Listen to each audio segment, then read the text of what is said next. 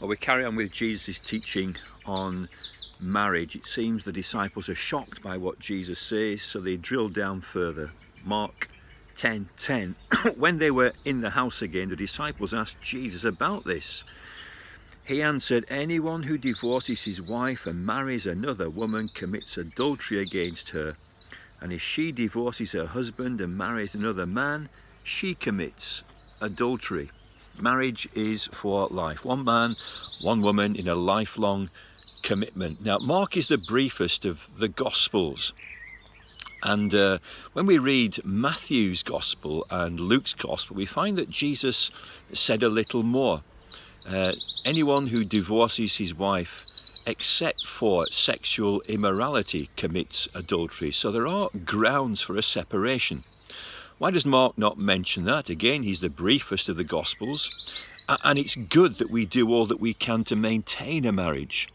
The exception that Jesus gives, included in other Gospels, is an exception. It's not one that the woman or the man has to make use of, but they can. Marriage is a sacred bond. In the Old Testament, it seems there are other grounds legitimately for marriage. They're included in the wedding vows.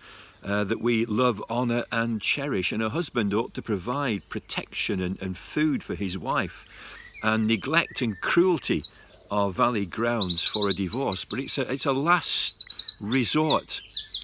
And wonderfully, I would say that of all the pictures that Jesus chooses of our relationship with him, he chooses marriage. He calls himself the bridegroom, and we are the bride. And let's be assured of this: once married to Christ, married to him forever. And oh, what a husband he is.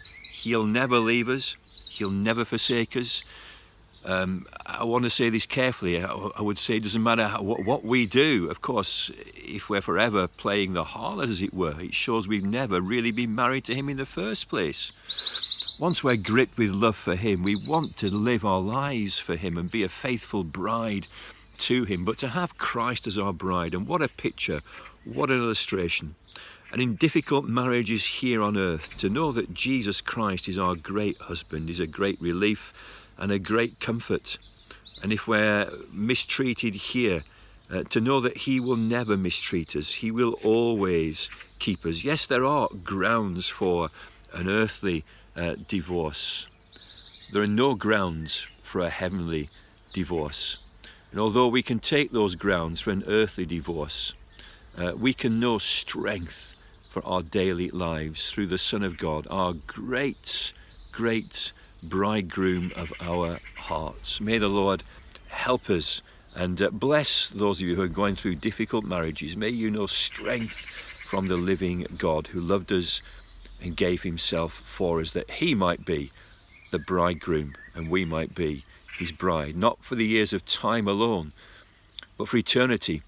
Death puts an end to an earthly marriage, not to this marriage to Christ. In fact, when we die, it becomes something infinitely more beautiful, and it lasts for the whole of forever.